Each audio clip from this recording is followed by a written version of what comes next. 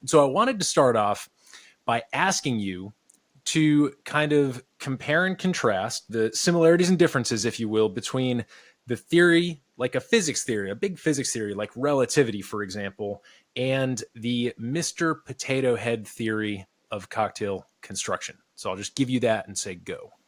Sure, sure. So I think, so well, yeah, when I was in the culinary world, a lot of what I learned was specific recipes. Here's how to make a chicken curry. Here's how to make a cinnamon roll. Here's how to make a whatever kind of dish. And then a lot of your skill was just amassing more and more recipes.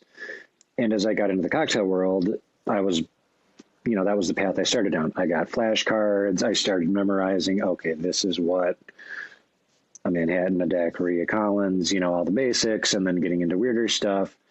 And I'd probably been dabbling for, I don't know, a year or two before I heard about the Mr. Potato Head theory, which the basic idea is if you have a classic drink that's well balanced, you can swap out one of the ingredients for a different ingredient as long as it's in the same category. So you can swap out one spirit for another spirit, one citrus for another citrus. And this is a thing that most bartenders are probably familiar with, maybe the general public less so. But the beauty of the theory is that it means you don't have to memorize 8,000 cocktails. You can memorize 10 or 15, and then you can Mr. Potato Head your way to a lot of different variations. And so that's kind of part of my physics trajectory. In the physics world, we're always looking for some equation, some overarching idea that explains a lot of different phenomena.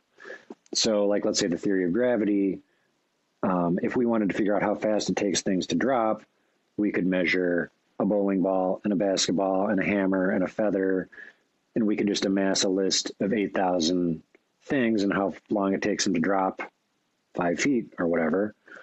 But with the theory of gravity, we have some equation that explains everything. So you've got one equation, then you just plug in, okay, for the feather, there's a couple little, numbers that we need to dial in related to the feather or the bowling ball, but that theory encompasses every object falling.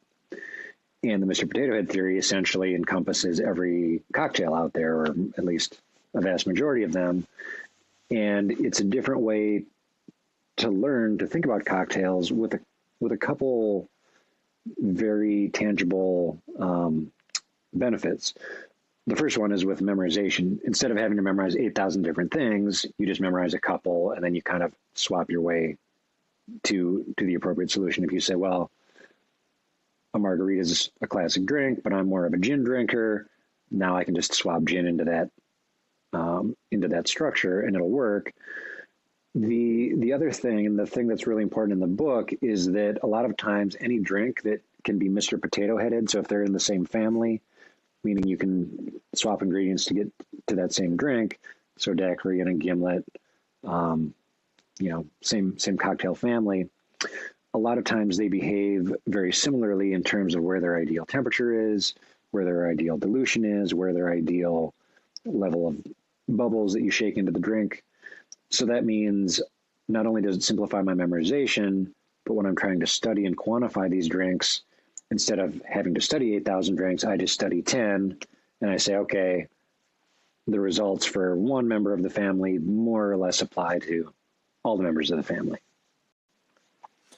Yeah, and one of the things that you bring up in the book that I appreciate is like, well, there's a certain amount of taken for grantedness with both the theory of relativity and the Mr. Potato Head method of cocktail construction, right? And on the one hand, that's really useful because if we had to calculate every, if we had to run calculations for every little thing that we did in the physical space of the world, this wouldn't work. We need some basic assumptions in our lives.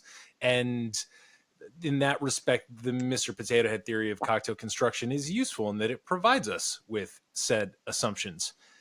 But then what you do is you go ahead and you test those assumptions and quantify them. And so I'm wondering if you might share some of the experimental methods and visualization schemes that are associated with the way you then went about testing these cocktail families. And I think for me, the most compelling was, sort of like the daiquiri or the Manhattan relative to some of these other cocktail families. And, just kind of walking us through the way that you said, okay, this is a great assumption.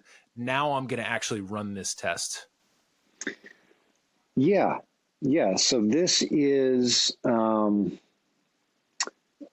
this theory is often cited, but again, most people in the bartending space are primarily bartenders, whereas my early training was as a physicist, as an engineer, running experiments.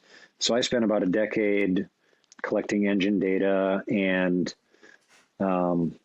with my fellow engineers, we would often present at sort of more intense technical level. But then when we would talk to managers, we would kind of, simplify it a bit and just kind of take the core essence. And I thought, okay, for the book, this is really more of a manager level overview of the data. But, what is a daiquiri? So it's rum, lime, and sugar, I think, but in what ratios and what kind of rum and what kind of lime? So I actually just taught a class last week where I took 4 different cocktail books off the shelf and said, here's one for you, make this daiquiri. Here's one for you, make this daiquiri.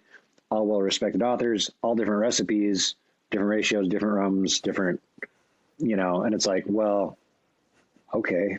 so yeah, you assume when you say a certain thing that everybody knows what a daiquiri is and everybody thinks they do, but they might have their own definition. So I said, you know what? I'm just going to drink all the daiquiris and see which ones are good and see which ones aren't.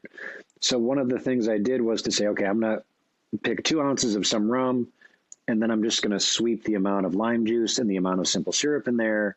So I'm going to do a 1/4 ounce and a 1/4 ounce lime and simple, 1/4 ounce and a 1/2 ounce, 1/4 ounce and 3/4 ounce. And so I wound up with these graphs where there might be 30, 40 different daiquiris on there. And just to keep the analysis fairly simple, I just used a 3-point rating system. Green happy face, I love this drink, can't wait to take the next sip. Red frowny face, something's nasty, I'd rather not finish it.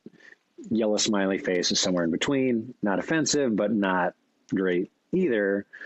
And as I plotted all of these daiquiris, I found that there were certain regions where it's like, okay, there's not just one point, there's not just one daiquiri.